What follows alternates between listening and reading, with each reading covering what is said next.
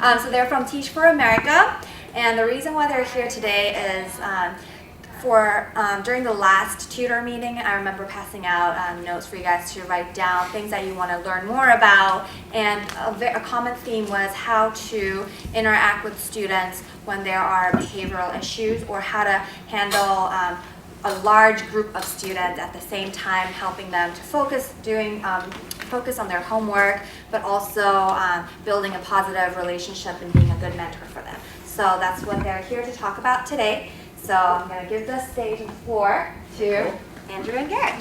Thanks, Alex. Okay. Thank you. Thank you all for having me here this evening. First of all, I just wanted to say thank you. Because of Andrew and his previous work with Reality Changers, I got to know the organization. I'm new to San Diego, and when I heard about the organization, I was amazed and blown away that it first of all exists, and second of all, there's so many people like you who give their time and their effort and their support to maintain the organization. So I just want to say thank you. Moving on, I'll tell you a bit about me. I'm from Philadelphia, born and raised, if you guys know the rest of the song. I put up here too, Ready to Die, because that kind of dates me, but there was an album that was out when I was in high school, and it wasn't until I got to college when somebody explained to me that I shouldn't feel ready to die. I thought that was a reality for me growing up. I thought that statistically, there was no possible way I honestly did not believe I was going to live to be 18 years old, and I didn't really have plans after that. And as far as my own life was concerned, the only thing I was concerned about as far as dying was that my mother would be upset. And so that was my main motivation for continuing on to do a lot of things that I did. So again, this organization and some of the people that you all serve, it really speaks to me because I may have been one of the people that you guys are going to be working with. College and Upward Bound. When I went to college, I went to Morehouse College in Atlanta, Georgia. And for those of you who don't know, it's the only, how many people in here know Morehouse? Lots of people? Okay. It's the only predominantly male African-American institution of higher learning in the world.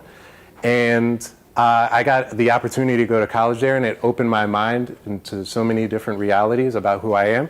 While I was there, I had the opportunity to become a tutor counselor at Upward Bound in Rutgers in New Jersey.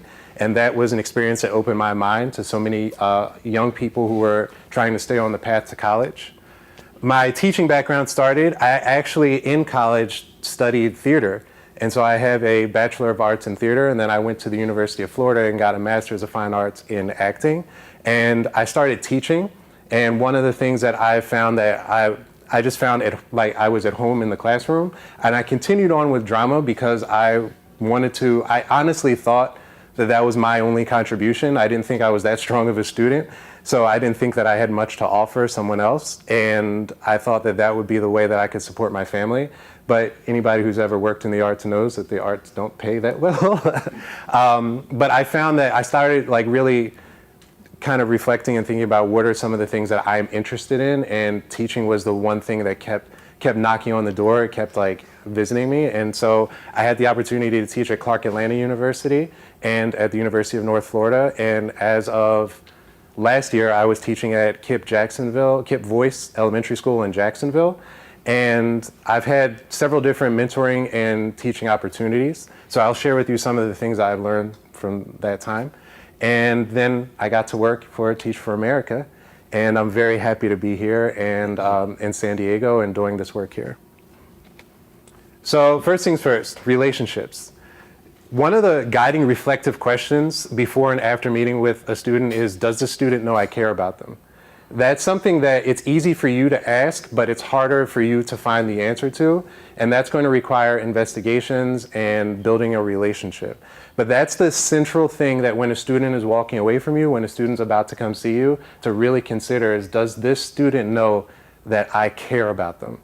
Because there's a lot going on in a lot of people's lives, and there are very few touch points, very few lighthouses that help people like find where they're going. And that question being answered is something that will help you find your way in this work. Not everyone is affected by a cheerleader. So again, have you investigated who the student views as close to them and why. So there are some people who will respond very well to, how are you doing in school today? And let's get motivated and let's talk about it. But there's some students who literally, they just want an ear. There's a lot going on in their world and they just maybe want you to listen. So it doesn't have to be, support doesn't always look like someone who's waving a banner with your name on it. There are different ways, and you'll find that out as you get to know your students. Consistency is crucial. This is something that I wish more people that I had the opportunity to work with, even as far as teachers, took to heart. There's some people that you will meet that you will know for the rest of your life. And if you don't intend to know some of your students for quite some time, the students will figure that out. They'll view you as a gate that they can unlock to get to the next person.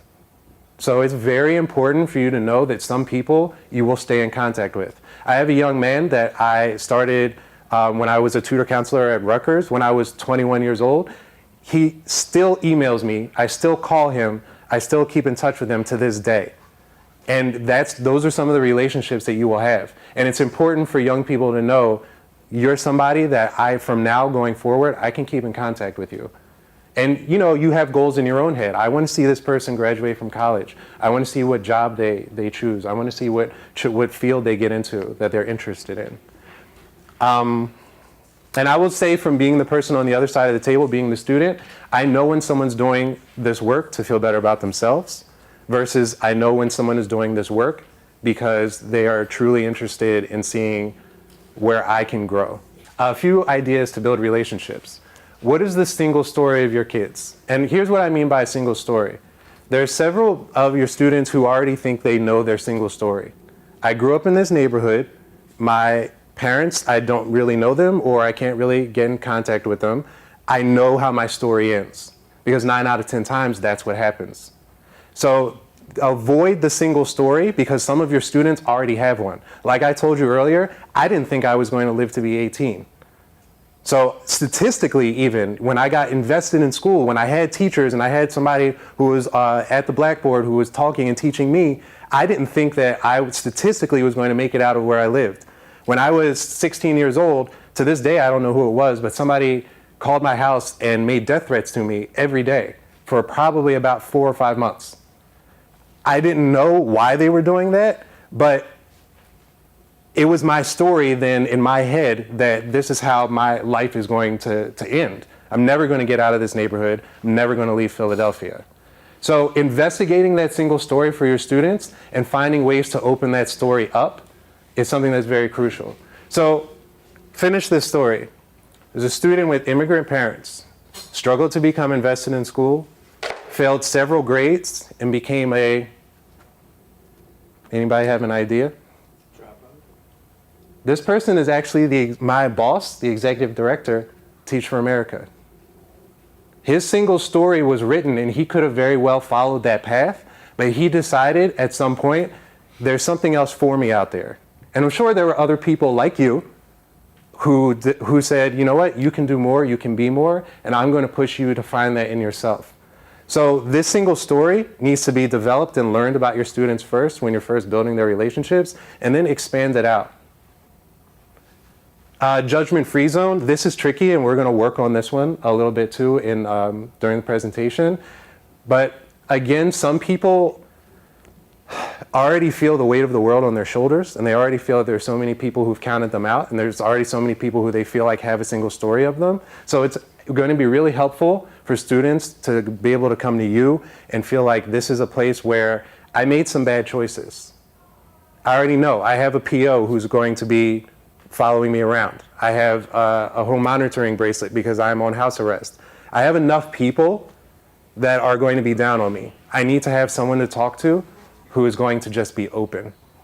And so that's what it really helps to build that relationship where you're like, okay, what do you think of that choice? Maybe that wasn't a strong choice, but let's move on. Let's talk about what we can do now. And remaining proactive, it does help. Develop a tracker for their interests and their ambitions. How many people in here know what a tracker is? Raise their hands.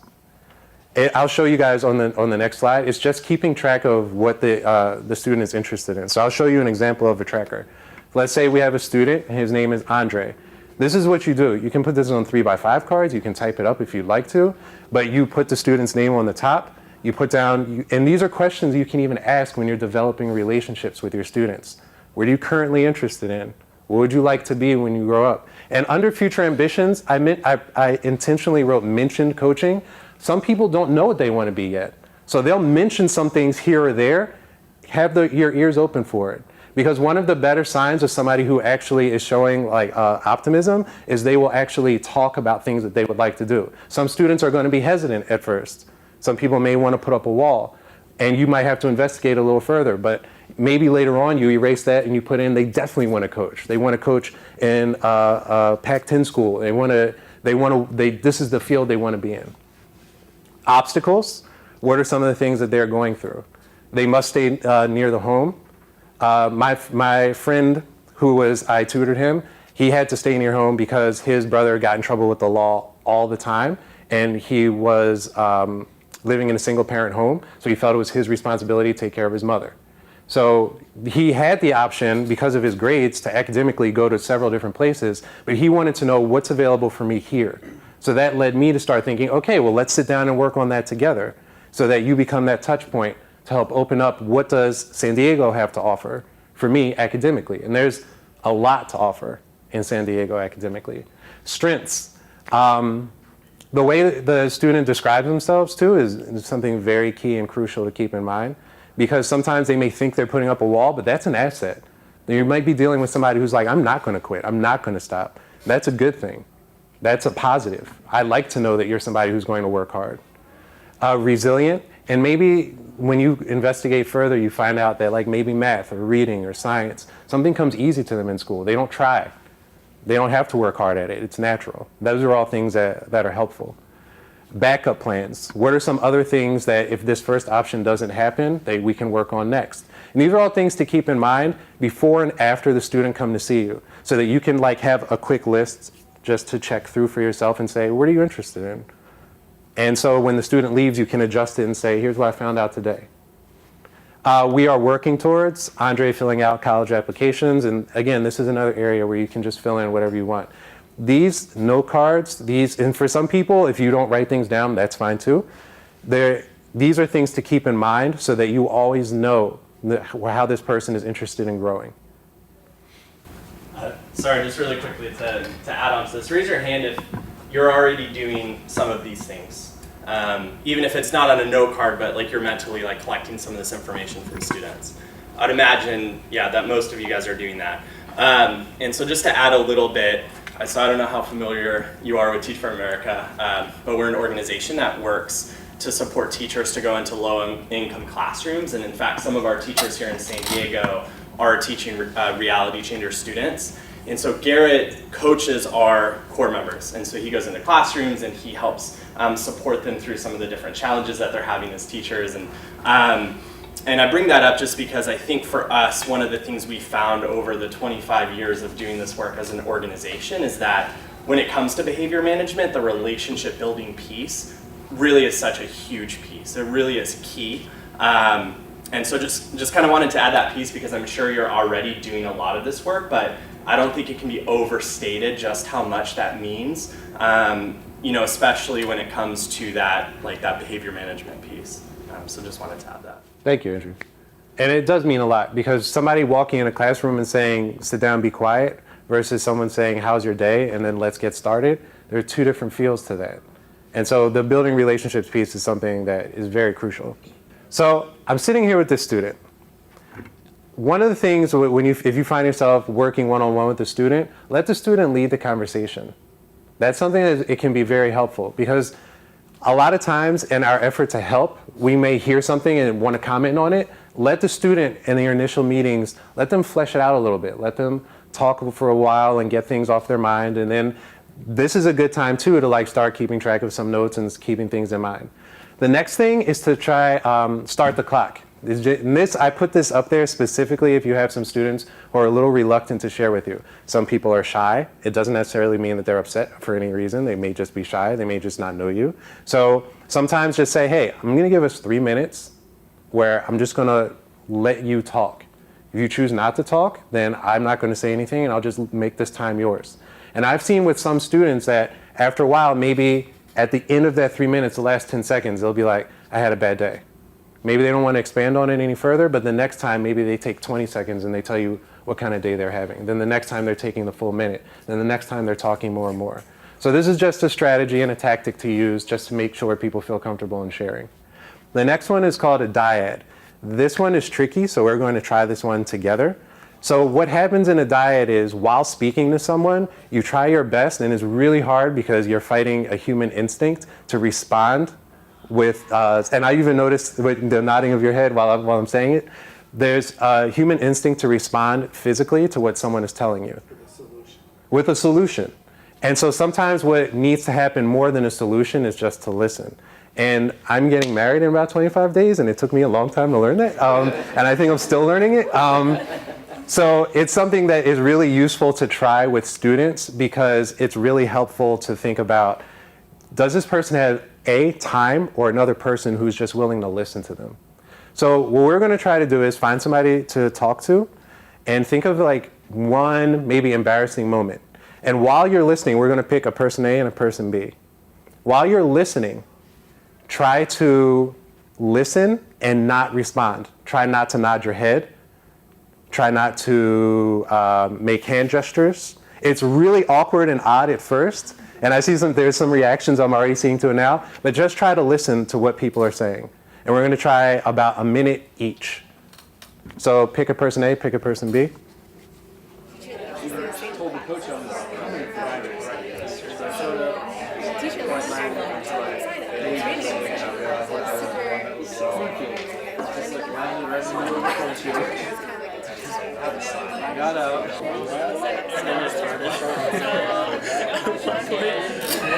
So by raising hands, if anybody is would like to share, how did that feel?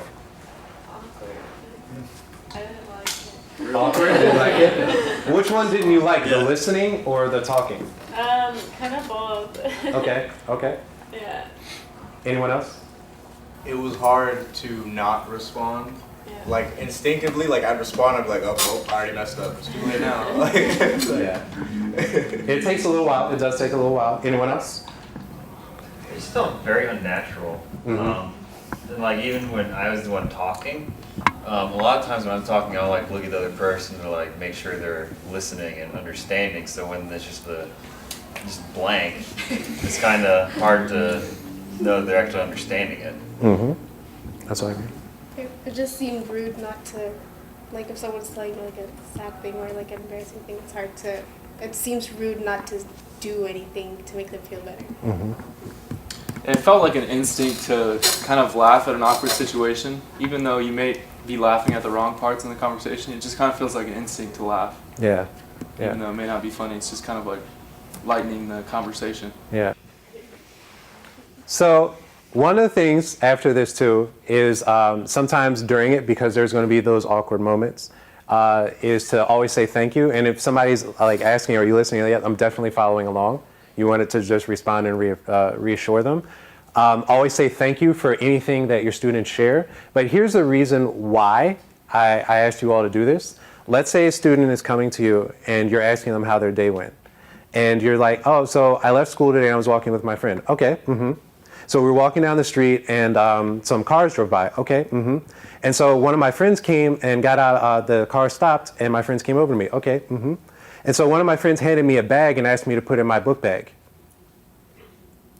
All of a sudden, you're not nodding anymore, and now this person may be thinking, oh, I shouldn't have told you that.